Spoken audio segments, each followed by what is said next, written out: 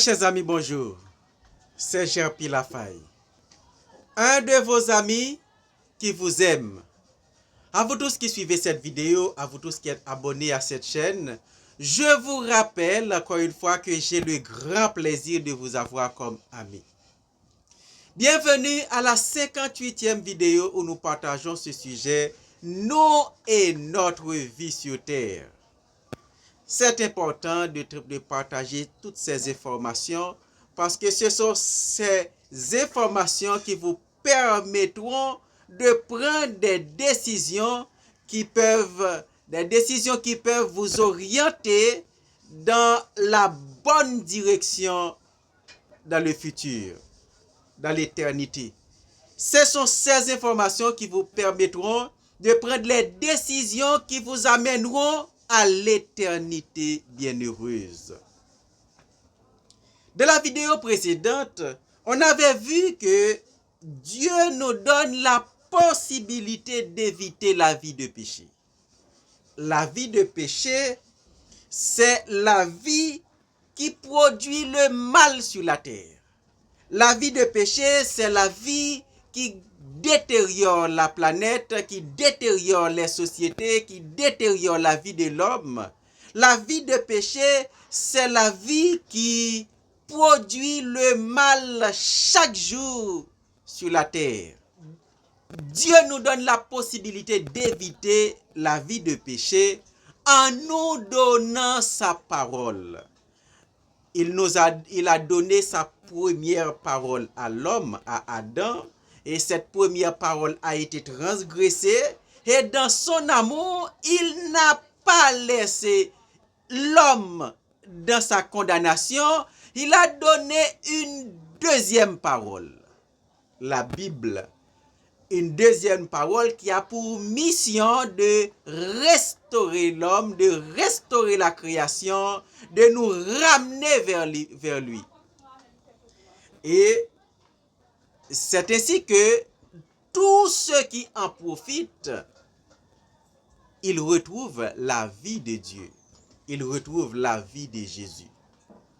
Mais la vraie cause du mal sur la terre, c'est le péché.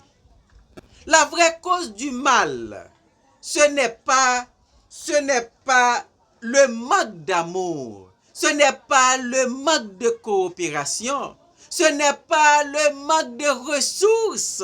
Tous les problèmes auxquels on fait face sur la terre, dans les sociétés, la vraie cause n'est pas vraiment un manque d'amour, n'est pas vraiment un manque de ressources. Ce n'est pas vraiment un manque de coopération, mais c'est plutôt le péché. C'est le péché qui est la vraie cause du mal sur la terre.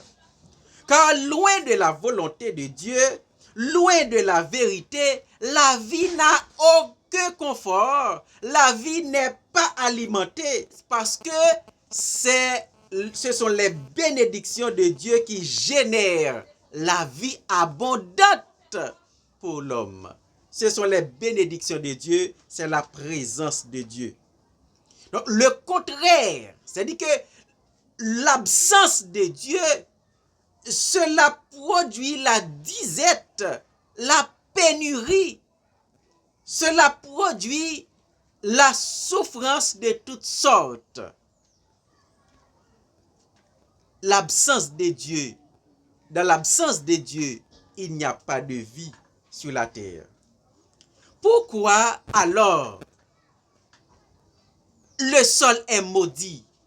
Pourquoi après le péché, Dieu l'a déclaré, le sol sera maudit? Le sol est maudit à cause de l'absence de Dieu. Dans Genèse chapitre 3, le verset 17, il est écrit: il dit à l'homme, puisque tu as écouté la voix de ta femme et que tu as mangé de l'arbre au sujet duquel je t'ai donné cet ordre, tu n'en mangeras point, le sol sera maudit à cause de toi. C'est à force de peine que tu en tireras ta nourriture tous les jours de ta vie. À cause du péché, le sol est maudit. Ok? Puisqu'il a transgressé la loi de Dieu, alors le sol est maudit. Pourquoi le sol est maudit? Parce que la transgression de la loi entraîne l'absence de Dieu. La présence de Dieu n'est plus. Alors, le sol est maudit parce que la présence de Dieu ne va plus générer les bénédictions qui garantissent le bon fonctionnement de la vie de l'homme.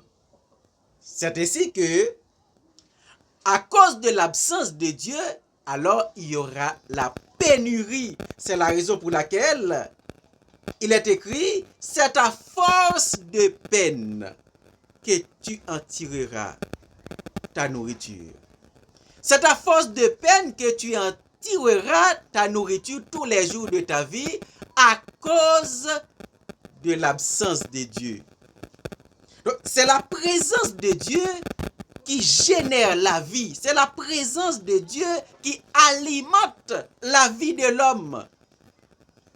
Une fois que le péché est entré dans la vie de l'homme, le péché a séparé l'homme de Dieu. Parce qu'au moment où le péché est rentré, l'homme meurt spirituellement. C'est quoi la mort spirituelle? La mort spirituelle, c'est la séparation. C'est la séparation de l'homme de Dieu. C'est la séparation de l'homme avec son Dieu. Il n'y a plus de relation. Maintenant, si l'homme est séparé de Dieu, maintenant l'homme n'a plus la présence de Dieu, mais plutôt l'absence de Dieu. Or, l'absence de Dieu, c'est l'enfer. L'absence de Dieu, c'est la pénurie. L'absence de Dieu, c'est l'absence des bénédictions qui alimentent la vie de l'homme. Alors, le péché nous éloigne de Dieu et qui est la source de vie. Tandis que, en plus, l'humain séparé de Dieu est fortement influencé par les ténèbres, son ennemi. L'homme est fortement influencé par les ténèbres. L'homme séparé de Dieu. L'homme vivant loin de Dieu, il est fortement séparé, il est fortement influencé par son ennemi, Satan. Or, Satan est déjà l'ennemi de l'homme. Et tandis que l'homme devient son esclave, il influence ses pensées, il influence son comportement, il influence ses décisions, alors il les pousse, il pousse l'homme à se détruire, à prendre les mauvaises décisions, à faire les mauvais choix. C'est ainsi que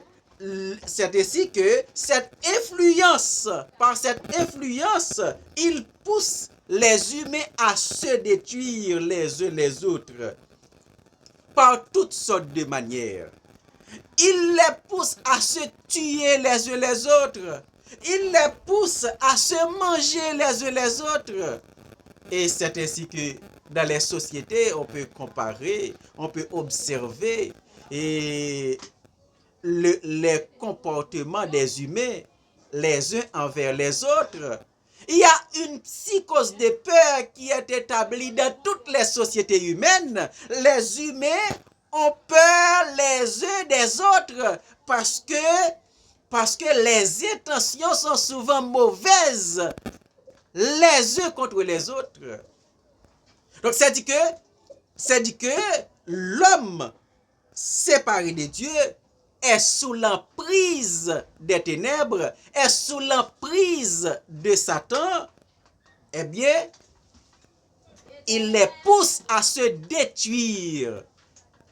Automatiquement, il les pousse à se détruire et à se détruire les uns les autres.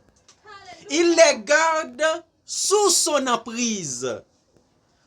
Il les garde sous son emprise en les offrant un chemin large. dans Matthieu chapitre 7, verset 13, on peut observer, on peut lire et les démarches, on peut lire les stratégies de Satan pour garder l'homme loin de Dieu. À partir de verset 13, on peut lire « Entrez par la porte, car large est la porte, spacieux est le chemin qui mène à la perdition. Il y en a beaucoup qui entrent par là.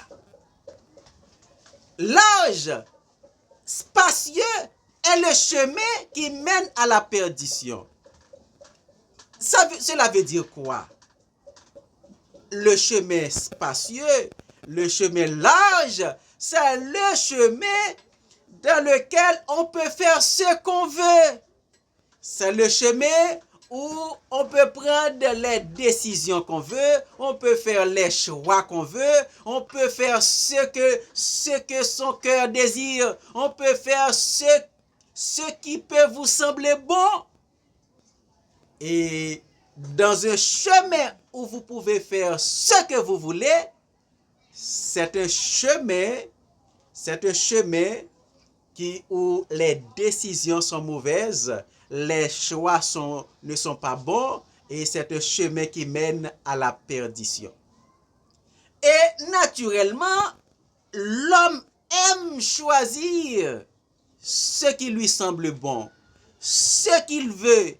Et à ce moment-là, il va choisir ce qui est plus facile, ce qui apporte plus de plaisir. Alors que en choisissant ce qui apporte plus de plaisir, ce qui est plus facile, ce qui est plus doux et agréable à vivre, il va choisir la vie de péché. Parce que sur la terre, c'est la vie de péché qui est la vie la plus douce, la vie la plus agréable, qui apporte plus de plaisir. C'est la vie de péché. C'est ainsi que le chemin large, dans le chemin large, on trouve la vie de péché.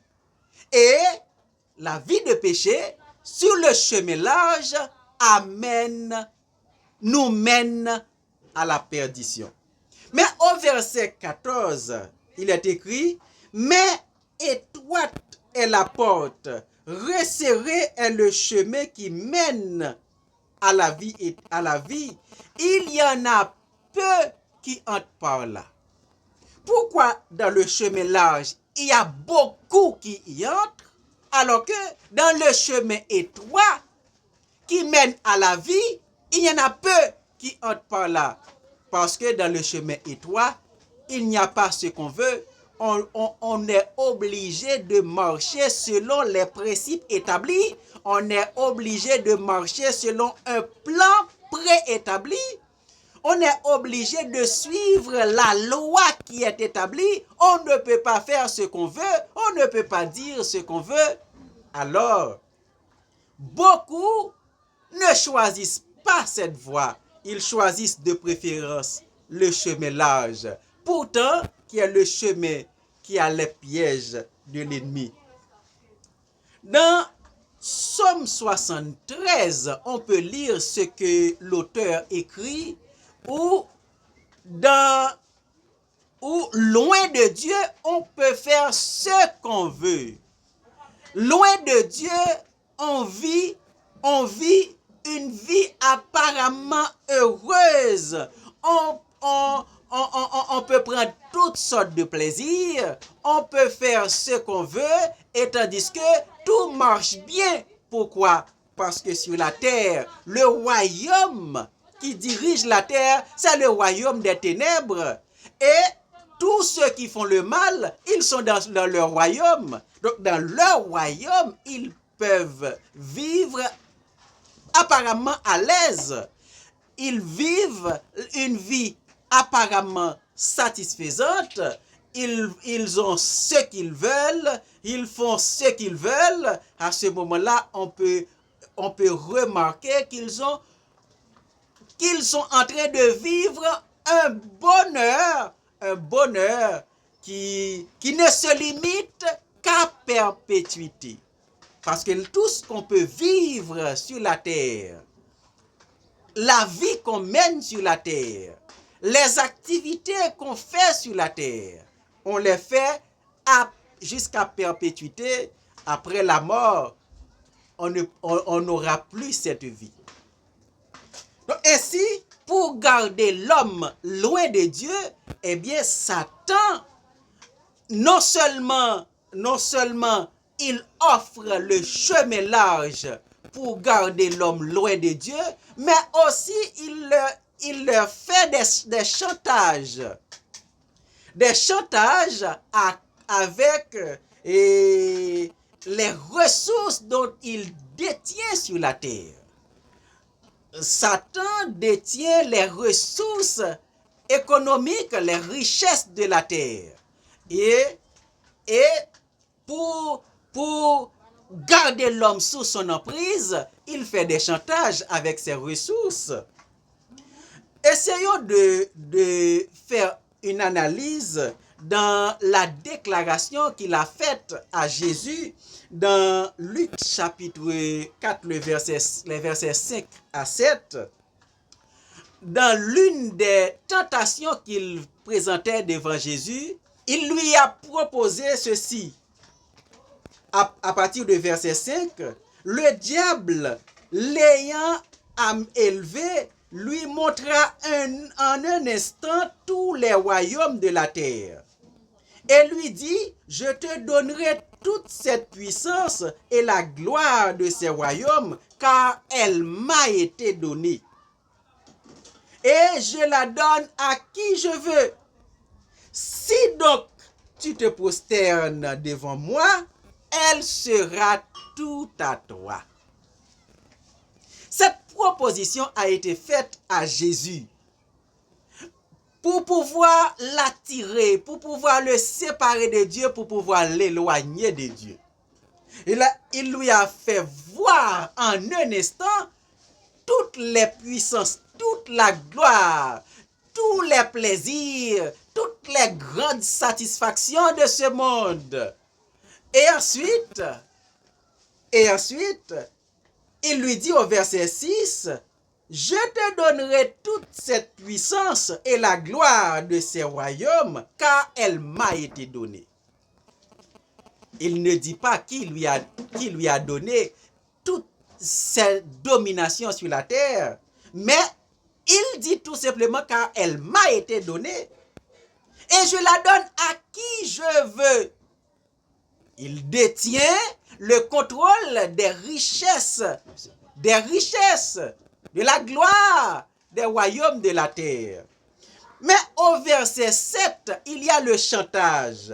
Si donc tu te prosternes devant moi, elle sera tout à toi. Eh bien, cette proposition est aussi faite à tous les hommes sur la terre. C'est la raison pour laquelle nombreux sont les hommes qui se soumettent à lui. Nombreux sont ceux qui choisissent le chemin large. C'est parce que cette proposition est aussi faite à eux. Eh bien, pour se soumettre devant Satan, pour pouvoir avoir accès aux richesses, accès aux opportunités, accès au pouvoir, pour pouvoir avoir accès au plaisir, avoir accès à toutes les opportunités de la terre, dans les sociétés, eh bien, ils se sont soumis, ils acceptent de se soumettre à Satan et en se soumettant, ils les gardent loin de Dieu et ils les gardent sur le chemin de la perdition. Et ils influencent toute leur vie, leurs pensées, leurs décisions, leurs choix. Et c'est ainsi que chaque jour, l'homme continue à faire le mal, continue à vivre la vie de péché. Donc c'est la vie de péché qui est à l'origine de tout le mal sur la terre, de toutes les souffrances, de toutes les situations difficiles. Car autant que la vie de péché est appliquée sur la terre, autant la présence de Dieu ne sera, autant l'absence de Dieu engendrera la pénurie, engendrera le manque des bénédictions et la vie de plus en plus détériore sur la terre. Ainsi, la vraie cause du mal sur la terre, c'est le péché. Et l'homme vivant loin de Dieu vit chaque jour la vie de péché. C'est la raison pour laquelle la vie est aussi difficile, la vie est aussi compliquée sur la terre.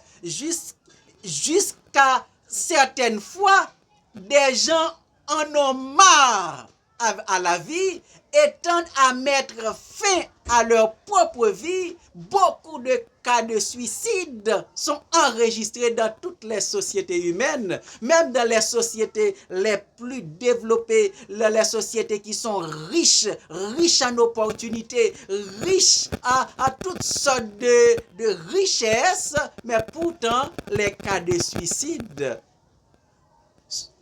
augmentent chaque jour parce que la vie sur la terre est difficile et compliquée.